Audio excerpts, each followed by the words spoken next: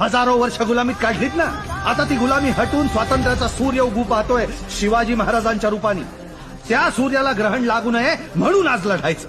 आज जर राजांना वाचवलं तर या घोडखिंडीच्या दगडावरती तुमची नावं कायमची कोरली जातील.